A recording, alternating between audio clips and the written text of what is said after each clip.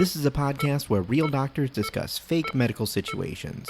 That means that unless you've already been texting Greg about the issue, this podcast is not medical advice. If you need medical advice or medical care, please contact your doctor. Also, this episode discusses injuries to the male anatomy. Please be aware of that if you're listening in public or if that makes you uncomfortable. Hi, everybody. I'm Jackson Vane. I'm Johnny Kolasinski. You might remember me from such podcasts as Open the Book, a reading and reviewing podcast. This is Hi, Everybody, a Bad Medicine podcast. Every week we talk about what Hollywood gets right and wrong about medicine and how the body works. That was a good one. Upset That was how a good one. That is. I'm so upset. It'll make sense later. This will all make sense later. Yeah. You can find this podcast online on Facebook, Instagram, and Twitter at Hi Everybody MD, or by visiting hieverybodymd.com. You can also call us, text us, leave us a message with ideas and future reviews, I guess. 530-DOCTORB. That's 530-DOCTORB. The B stands for, I'm going the easy route, balls. It's not another baseball episode. No. Can I make a request? Can I make a call to action for people that have phones? Yes, you can, Dr. Greg Winter, who is joining us on the show once again. I think we get inspired when suddenly we think of something and then we come up with an idea to do some podcasts about, which is why we're doing this right now today. But it would be nice if people submitted some ideas, because when we did a live show, people had a lot of ideas of stuff. Yeah. And it would be nice if people would just submit some ideas. And we get some good ones on some Instagram and things like that. Twitter. No, it's true that I'm not really a host. I'm just a guy with nothing to do most You're of pretty the time. much you're host. You're the third host in all of this. You're our Jeff Peterson. Oh no. Oh yeah. Oh yeah. But what episode are we doing this week? This week we are discussing, by Dr. Greg Winter's recommendation, via messages from one of his friends.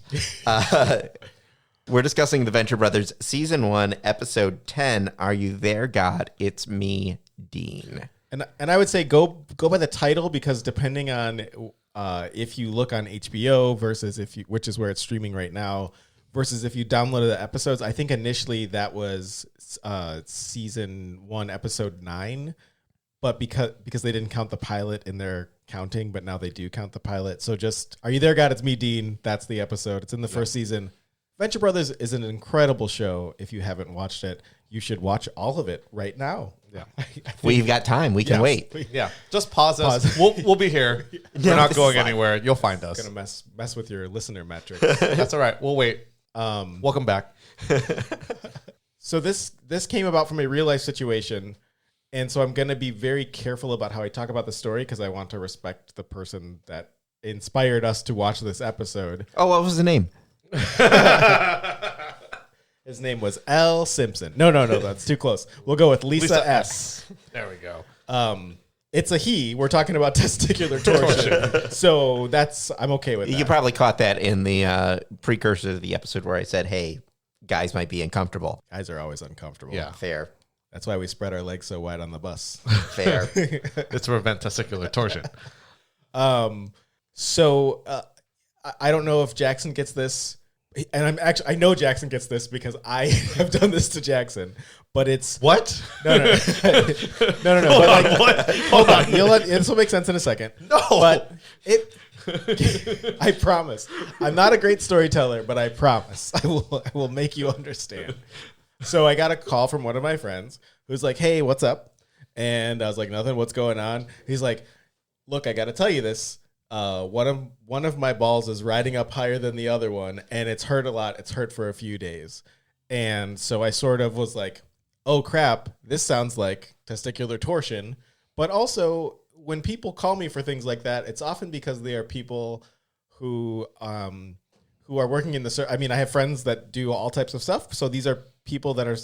If they're calling me, who is a hospice doctor, for some medical advice, it means that they need some advice. There's some dire straits. And I try hard to not dismiss that and just be like, oh, well, I'm not your doc. I really try to listen and help people out. And so I'm fine.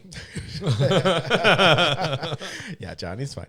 And so he sort of told me this story, and just from the sound of the story, a couple days of really, really bad, excruciating testicular pain, one-sided. One testicle was higher than the other one. It was just like shooting off in my brain like a test question of like, testicular torsion, don't miss this. Testicular torsion, don't miss this. And the consequence of having testicular torsion, which that means one of your testicles gets twisted around. Correct. Yep. And you cut off the blood supply, the testicle can die. Yep. If the testicle dies, you lose some fertility, but the real thing is you have a dead piece of flesh in your body. Correct. And that can cause even worse problems down the line. So if the testicle dies, you might die in real life. Correct. And so after I I told this guy, I was like, hey, I think you should go to the ER, but also I want to respect the fact that like I don't want you to have to go bankrupt. I reached out to my other friends who are real doctors and are smart. So I started texting them and I was like, hey. That was one of the most one of the longer, dumbest text chains I think I've ever been a part of. I was like, hey guys, one of my friends has a high riding testicle. What should I tell him? And I think I saw that and I'm like, sounds like someone needs to open the book, which is what Johnny was saying about that stuff. But also it was just a very long, if you have a high riding ball with a lot of pressure, you might just have testicular torsion. we were all over. There's a lot of Jeff Foxworthy jokes. If you've lost your cremasteric reflex, you might have testicular torsion. I think maybe we should talk about the episode so that we'll start with the people have episode a and we little can go bit of step by context. step. Yeah. But basically, one of my friends called me out of the blue, and this happens probably once or twice a year. Somebody calls me, and they're calling me to quote unquote check up, but really they have a medical question that otherwise they don't really have access to the answer. Mm-hmm. And thankfully, I have a group of friends where even if I don't have a great knowledge base for it, I know how to de-escalate someone from going crazy, but also find a good answer and kind of tailor it to what their needs are. Mm. And after all of this happened, I was like, man, I feel like there was a Venture Brothers about this. And I love Venture Brothers. I was part of their t-shirt club twice, which you should have done that if you had the opportunity. Too late. Too late now. Too late. But the episode starts out with all of the whole Venture crew getting tied up. Right. To be fed to the kandiru, the fish that goes up your urethra. Yes, which came up on the Comic-Con episode, which will either be released soon or was released recently. Yes, one of those two. But it is a real fish. I saw that on River Monsters. There actually was an episode of it where people said that a fish went up the urethra. I mean, people say a lot of things. That's true. And especially on a show like River Monsters, that's like the aliens built it. Like, Ancient aliens? We can definitely find someone who says this. You really don't want things going up your ding-ding, though. That's like a bad idea. But it's funny that Monarch stopped all of it because Dean was the one who complained that his no-no hurts. Yeah, and I mean, maybe that's a part of understanding the show, which is that it's kind of like if there was a world where superheroes are real, and then, of course, they would have to be governing bodies to deal with the fact that there are superheroes and the supervillain union. And you don't want to have chaos, so then you have a supervillain union and a superhero. It is a great show. If you don't know what we're talking about, you should watch Midsommar. You should also watch Midsommar. I was literally pivoting. But it is a really good show. In this particular episode, the main protagonists get caught they often get caught, but then one of the sons of these two twin boys, Hank and Dean, I guess they're fraternal twins. They don't fraternal clones. That's a spoiler. Oh, but it doesn't matter. Yeah. But one of them starts to complain of pain, like actual pain. Yeah. There's all this grandstanding that happens because they're supervillains and they're monologuing, but then there's some actual pain, and they have to take Dean to the emergency room. And so sort of the two plots are the emergency room versus the fact that it wasn't even an emergency room. It was like genius. They took him to one of their friends who's a doctor, which also which ties into this podcast. Yes. Yeah. But I like how they go, like, are you sure it's not a hernia? Were you roughhousing, all that stuff? Yeah. Were you shooting dope into your scrotum? Yeah. I mean, so these are legitimate questions that I ask all the time, minus the shooting dope in your scrotum. But it's also, you have to, it is part of, like, you have to get that information and you have to ask it in a way that people are going to respond to. So with my friend, part of it was like, you got to get a sexual history, right? So like, when was the last time you were boning? Like, all right, but for real, when was the last time you were boning? That's right? exactly how I ask my patients. Because you patients. have to be, and it's, if you don't get that information, then you don't have the real, you can't narrow down your differential. Most of your diagnoses are made just from the history. Yeah, just from the history. Like you get to a point of, it's most likely this, it could be this or this. The thing I don't want to miss is this. And unfortunately, when it comes to unilateral, when it comes to one-sided testicle pain with a testicle that's riding higher, you never get to eliminate torsion until you get an ultrasound. Until you open the book. Yeah. Well, I think we've mentioned this on the podcast before, that time is ball, right? Mm-hmm. You only have 6 to 8 hours to fix it where you can actually salvage it 90%. After that, it drops dramatically down to I think it's 20 to 10%. And then after 24 hours, it's almost zero. So if you can't identify the problem, or if the patient is not willing to be forthright about the problem, you're not going to make the diagnosis. I actually want to ask a question about that before we move on into more of the Episode? actual testicular torsion. That's a preposition. It's one of those. Yeah. Just a grammatical question. I know, not a grammar podcast. Yeah. But so is that one of the reasons that treating family members and things like that is something that's considered a no-go because you may or may not get an accurate history? That is one of the big reasons. Often that's a reason that people don't talk about it. They sort of talk about oh, you're invading privacy and blah blah blah. It's if someone is in your family, you don't treat them objectively the same way, right? And that's a thing that happens in hospitals now when we have quote unquote VIP patients who are patients that the hospital really, they want to show them that we're a good place to be, and so by doing that, you end up not doing tests that might otherwise make someone feel uncomfortable, or asking questions that might make somebody feel uncomfortable. Why am I going to give my spouse an STD screen? Right. But that's part of it. Yeah. And if you don't eliminate it, then you haven't eliminated it. And I always wonder why they always go oh, hey, a VIP is coming. I'm I don't want to know. Oh, what I always say is, I'll give him the real medicine then. Because we get that all the time. Oh, a VIP is coming to the hospice house? Okay, I'm still going to give you all the normal stuff. I want you to know get how morphine bad, and oxygen. I want you to know how bad this hospital is right now. Right. So maybe things will change. And I don't think that's the right way to go for medicine. When I will treat you the same way I treat everybody else. I will treat you with respect. I will do the same medicine. But telling me that this person's a VIP, I will make less jokes with VIP patients. Yep. That's about it. But it makes it harder to, be a good doctor. So when they do studies of these patients that come through hospitals, the VIP patients do worse and have worse outcomes. They are treated bad. I mean, they're customer service time. Right. Somebody sat with them and somebody gave them a better meal and went out to get, but also that's not why you're in the hospital. They had good chicken and also death. Right. Yes. The chicken last meal matters. Yeah. Is that the new Taco Bell last meal, fifth meal? Yeah, there's fourth meal, there's fifth meal, and then there's last meal. Then there's last meal. But they are bringing back the Mexican pizza, so that would be last out. That would be last meal right there. It's kind of it is a joke now. If a company is going to cancel something, it means they're definitely bringing it back. They have in to, 3 months. Yeah. Can't wait to get my Choco Taco. It should be coming back. They said they were doing it. I believe that's a San Diego native that invented the Choco Taco. The Choco Taco? Yep. I want one now, but I can't get one. It's just terrible. Yes, you can. I mean, there's I know a guy. Now you got to pay for it. you gotta find the guy.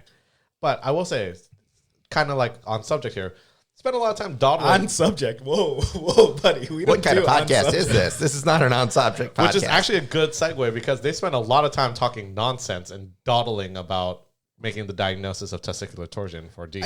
I actually think this is a good depiction of being a reluctant doctor because Billy Quizboy is not a person doctor. I mean, he's not a he's surgeon. A geneticist. He's a geneticist, not a doctor. And so the assumption there is he's not actually seeing patients and doing stuff. He may have the knowledge, but then it's how do you work through that in a way with a patient who's also reluctant?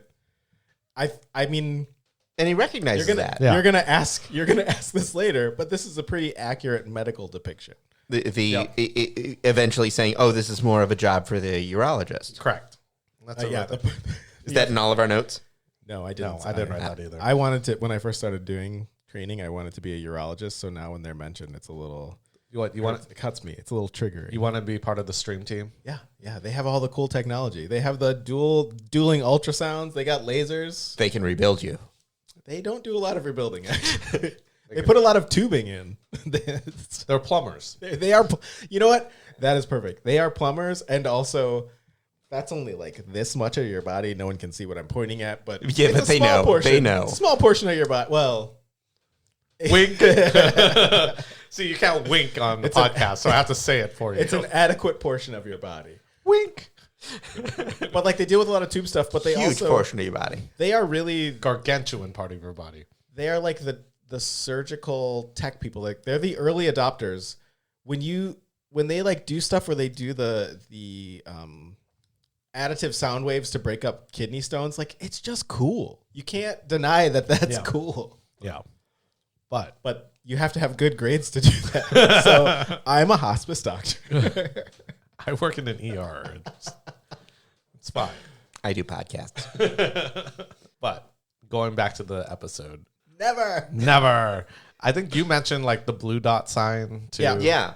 Oh, okay. So part of, I mean, maybe The differential. I can walk through a little bit, but so part of this is like talking to my friend and being like, they said they're also worried about testicular torsion.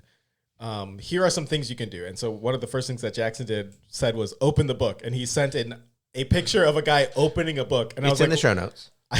It might is it be. gonna be? Yeah. Okay. Yeah. But so Jackson tells me open the book, and I'm like, I don't know what that means. And then he sends me like a very graphic picture. It's like an iconograph picture. Like everything there is anatomically drawn in the most non-offensive way ever. But also when you open the book before showing you that picture, you're like, oh, that's what he means by open the book. So essentially what that means is if you imagine your twisted testicles as a book that's pages that are together, you want to like kind of invert your hand and then Put your finger on the top side and rotate it. And you want to open outward. So you're basically trying to twist from medial to lateral. If you were looking right at a person's taint, You want to go from then inside you- to outside. and you put your one hand on one testicle and one hand on the other testicle. You want to rotate Then you outward. want to open the book. You're just rotating outwards. And then it's like, oh, yeah. Just I sort of fold it remember. in. I mean, look in the show notes. And then if you want you'll to be like, and if you want oh. to keep your page, then you fold the top down and you dog ear. sometimes you got to bite the corner. Yeah. You just want a dog ear where you were at halfway through the turn. It does. See, bring up I do ebooks, so I just toss a USB stick in there. Oh, I God. mean, don't put that USB stick in your mouth. no. It's gonna. I will say there was one line in there in the episode. Since I'm going to go back to the episode where it said your balls did a 180. I actually looked it up. You need to do a full 720 So- to actually kink off enough of the blood supply to prevent it from flowing.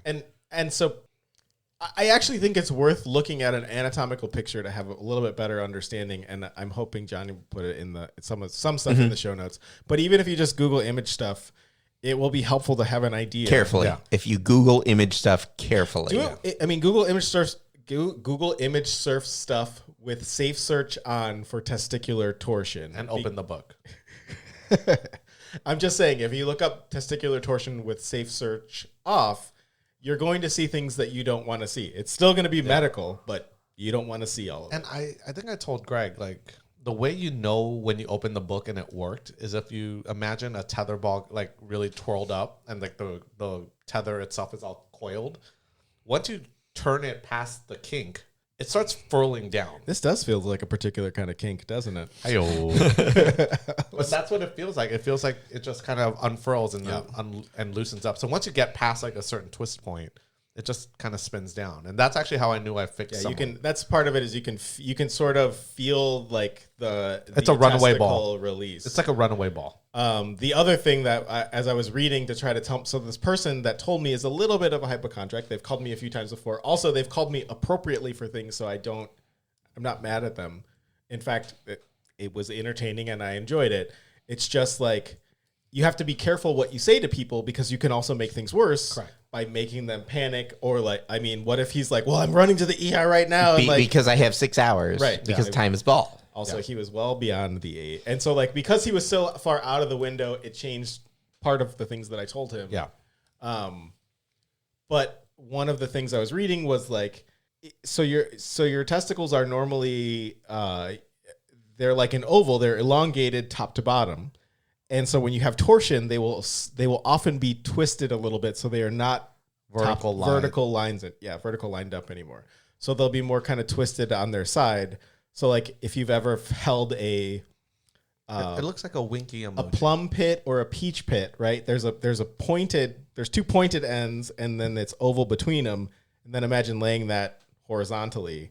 The normal one that's not hurting is going to be vertical. I'm doing a lot of hand motions that you can't see. I was going to say, think of a winky emoji, because one of them will be like a dot upright, and the other one will be on the side. Yeah, that's fair. That's the way. You want to take that one on the side and twist it. But not yourself. You want to open the book. So I will say that is a very painful maneuver to do. So wait, is opening the book, is that the actual treatment or is that diagnosis? So it is one thing you can do while you're waiting for the definitive treatment, which is actually surgery. So so that is a way that you can diagnose and treat. Okay. But normally if you come in with something like, if you came in and said, hey, my testicular torched. My balls right hurt.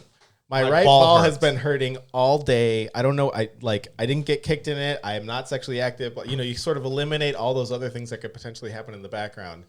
Then what they're going to do in an ER setting is say, we're going to get an ultrasound. Yeah. An ultrasound allows you to see the blood flow, and You can also tell if it's like a dying ball too. So As someone who orders it from the waiting room, if you come in with any. Oh yeah, and it's an emergency. Like if somebody comes in with that, it's life or limb. Yeah.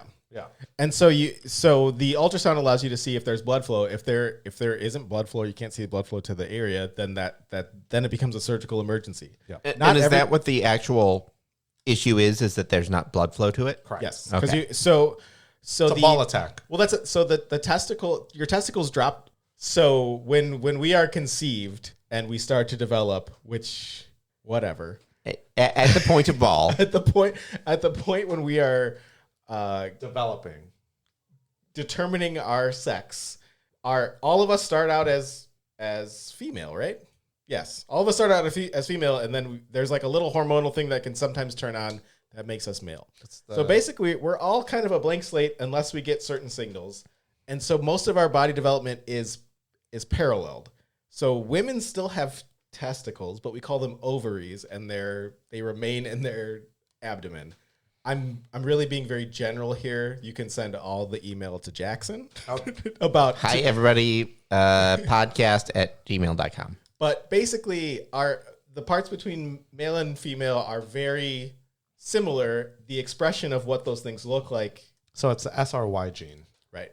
But I'm saying, so our testicles, if you are male, your testicles start in your abdomen, they drop all the way down, and they drop through a bunch of layers of skin, and it's fun to learn about these layers. I think we talked about the South Park. If you cut the, oh no, then it's going to be real confusing, and you're going to get me too tangential, so I can't. You gotta back up. But basically, we drop down through a bunch of layers of skin, and then as those come outside of your body, that becomes your testicles. Or I'm sorry, that becomes your scrotum. Your testicles are inside your scrotum. If you are phenotypically a female or genetically a female, then your testicles don't drop down there. They stay up in your abdomen. They're your ovaries, whatever. It's all basically the same stuff. But because it drops down, there's like, you have a pole, you have like a north pole of your testicles, and those are attached. And that blood supply, if you twist something on a pole, you can cut off the blood supply. So basically, if you kink the hose. Yes, thanks. That's a way better analogy. So if you twist it enough, you're going to kink the hose so that blood can flow in, but it can't flow out. I mean, if you twist it enough, you just kink the hose, and blood can't flow in or out. Doesn't matter. But that's the reason why it gets firm, is that blood can still kind of flow in a little bit, but it gets stagnant, and that's why you get a really firm testicle too.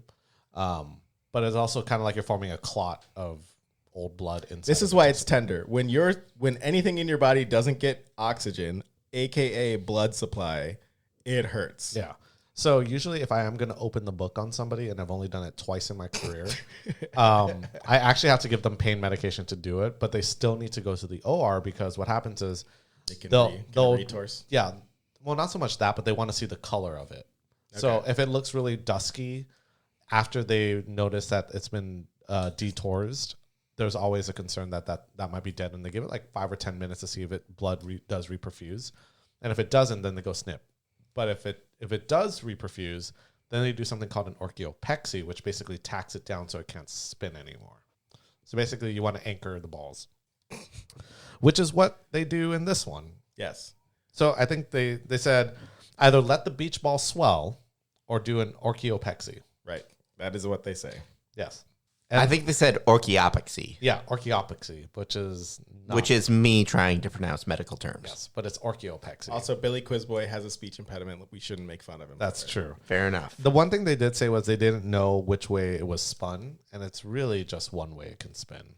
No, that's incorrect. So that's Really? the other thing I wanted to say. So I was looking after you had sent me stuff, and like I was trying to curate my response to my friend. I had looked in Up to Date, which is a resource that is. It's a smarter Google. It is a resource that should sponsor this podcast. No, they should. I would be fine with that because I would like a free access.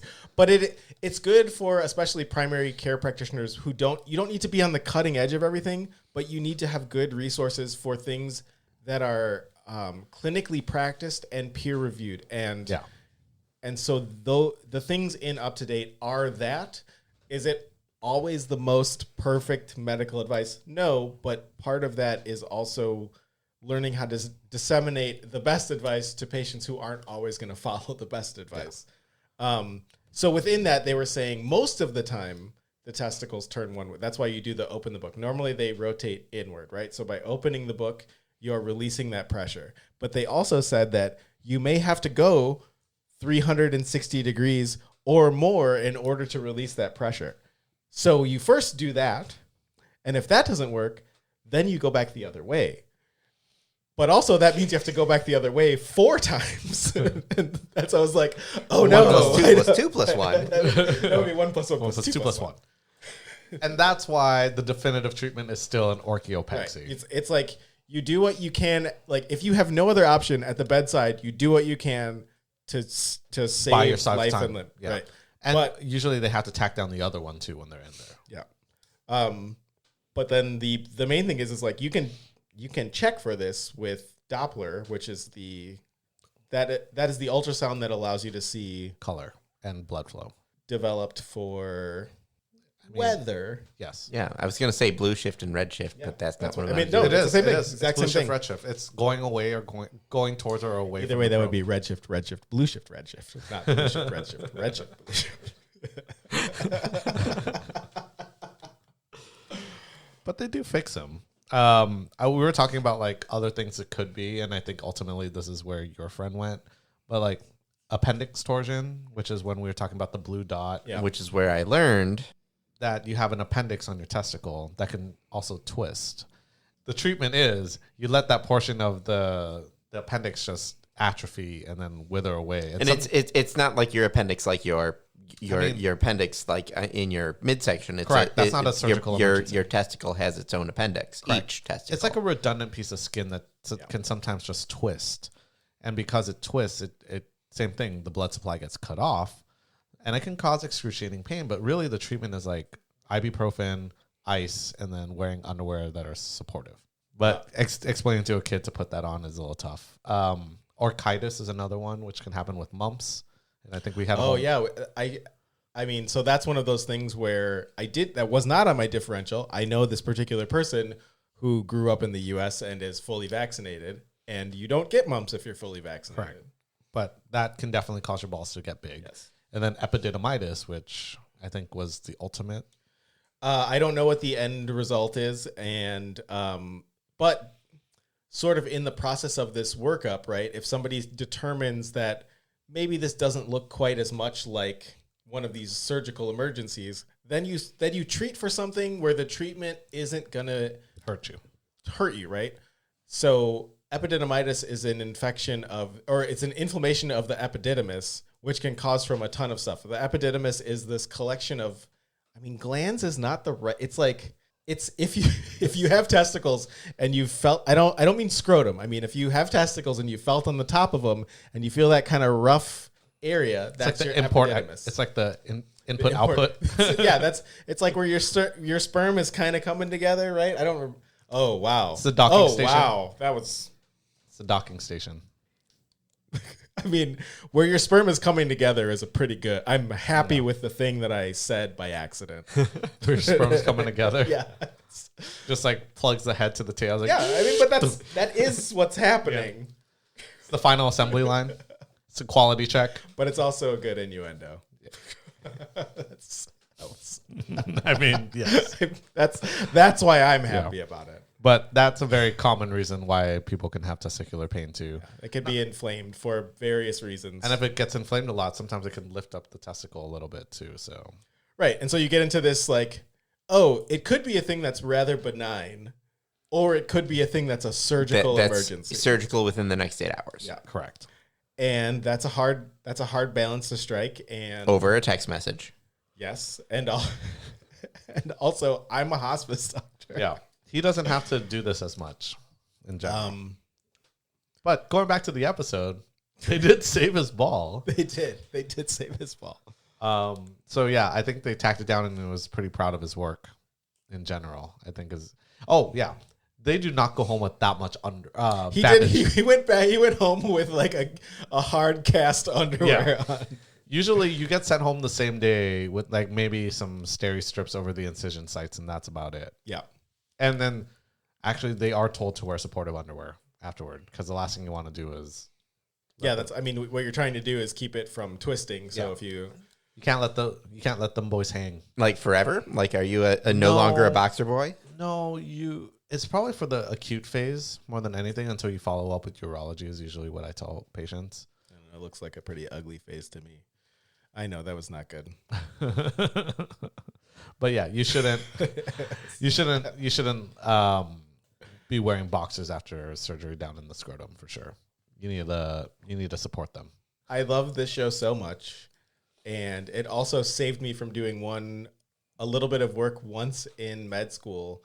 Our internal medicine attending was always like just kind of angry. He was this angry Irish dude, and just like always kind of he was very much a guy that pimped you. Mm-hmm. And so he would constantly be asking questions and just like trying to make you stupid. We haven't brought it up in a while, so pimped. Oh, pimping is a way of instructing people that is basically just always asking another question to put you in your place. To put you to be like, I know more than you. Yeah, that's what pimp stands for. Is right. Put in my place. Like, give me. Oh, really? I didn't know that. You really did not know that's no, what it I means. Did not. That's what it means. I believe it. Put in my place. That makes sense. And it's just like, yeah, that's right. Someone with 30 years of experience teaching someone who just read something in a textbook obviously knows more. And also, people ask questions which are like, guess what I'm thinking. So you never get it right? It doesn't matter. And so this. I mean, I think in particular, we were not a great group of residents to start with. But so then he would ask us random stuff. And he was like, I remember very clearly when he was like, I will let you guys go to lunch early if one of you can tell me what a lepidopterist is. And I was like, I think I know. He was like, Greg, there's no way that you know, because we are not doctors while we were in medical school. So he's like, there's no way that you know. I was like, I think it means someone who studies moths or butterflies. I watched Kingsman. And he was like, how do you know that? I was like, a cartoon. Because Dr. Monarch, or not Dr. Monarch. Oh, the Monarch. Wow. Monarch, yeah. The Monarch at one point has a group of people chasing after him because he's breaking so many guild rules. And the group is like a CIA group. They're called the Lepidopterists. That's the only reason why I knew that. Like, instead of studying, I was staying up watching cartoons. Mm-hmm. But anything you know matters. Yeah. As long as you can find the place to apply it. That's how I win trivia. Right. You hear it someplace and then you apply it to somewhere else. That was like the most surprised he ever was that a person knew an answer. It's like, I got these stupid residents. He probably got that wrong at trivia the night before. Actually, I mean, that would make sense because it has there's no reason. It's not like we had a patient that was bitten by a butterfly or something. Also, if that's the case, it's a lie. Butterfly don't have teeth. That's true. But they do have a proboscis. They do have proboscis. So you can get in there. Get in that flower. But like, there were a couple other times where he had asked me questions and like, I would almost get it right. And he's always like, well, that's pretty close, but not right. Like, this is the only time he was outright flabbergasted. like, how did you know that? You were outright correct. Because I was watching Cartoon Network at 2 a.m. yesterday. That's how I knew instead of studying. So one thing that came up in the episode, and I don't remember if it was in the fake PSA afterwards or during the episode itself. Oh, yeah. The fake PSA, by the way, is phenomenal. It is and you should actually just watch that 90 seconds. Very accurate. And also Midsummer. It's a good PSA. It is a very good PSA. But they mentioned that it generally happens to males under 25. Is that accurate? Yeah, it's true. Because it is when your testes have not fully attached and it's like hanging a little lower. So the epididymis. Wait. It takes 25 years? Well, like it's still like it's kind of like a loose connection. But they start all the way up here. Yeah, that's true. You just pointed at the tongue. At my rib cage, yeah. But it's not fully like properly attached. So it's like kind of like still dangly. It's the best way to kind of think of it is also like your tonsils. Your tonsils initially hang on by a stalk, which is why that's why people want to do TNAs, tonsillectomies when you're younger, because it's a little less to scrape. But the older you get, the connection of the tonsils to the back of your throat is much larger. So when you scrape it, you're scraping a lot more tissue. So that's why you get more bad outcomes with older tonsillectomies as opposed to younger tonsillectomies. Testes don't fully attach to the spermatic cord competently until you're older, and then it actually builds a stronger connection, and that's what keeps it from spinning a lot more. Yeah, you can. Any of those questions can go to Jackson. I think I put myself out there enough with the dropping from the abdomen down. Look, it's right in. It's right in the ball sack. right in overall theory. It might not be perfectly explained. Yeah. But it is one of those things, like in pediatric emergency medicine, if we hear your testicle hurts, you're getting an ultrasound before you see me. Yeah. And then if you have a positive ultrasound, then I'm on the phone with urology, which is like one of those big calls that I get from outside hospitals all the time. They're like, hey, I have outside hospital. I have a 17-year-old with testicular torsion. Our urologist doesn't want to do surgery because they're pediatrics. I'm like, that's almost an adult. Like, you can totally do that. You should do that because transporting them here is going to take 2 hours to get here. I said, you can do it right now, but the fact that you want to just send them over, it's going to be several hours. Yeah. Time is ball. You're going to send them by helicopter? Like, how are you getting them here? Just do it. Yeah. Just cut that 17-year-old's balls. Yeah. Just do it. Grow a pair and cut those 17-year-old. Grow a pair before he loses the pair. Yeah. Grow a pair and save a pair. Save a pair. Save the cheerleader, save the world. Grow a pair and save a pair. Oh man, the amount of times that was written in our anatomy class in med school was a lot. What? Save a cheerleader. Save the cheerleader. Save the world. This is like just written on the blackboard. Oh, man, there's all of these are dead bodies. That show had promise, and then there was a writer's strike. I don't know what else there was in this Venture Brothers things. I mean, I think this was a very inspired episode because of someone's, I guess, testicular adventures, and that's where we ended up. Yeah, I do have an important question to ask, though. So the human centipede bills itself as 100% medically accurate, and if that's the case, how medically accurate is the Venture Brothers episode, Are You There, God? It's Me, Dean? I mean, it definitely spells everything out correctly. Like, I'm curious, when is this episode coming out? Probably 2-3 weeks.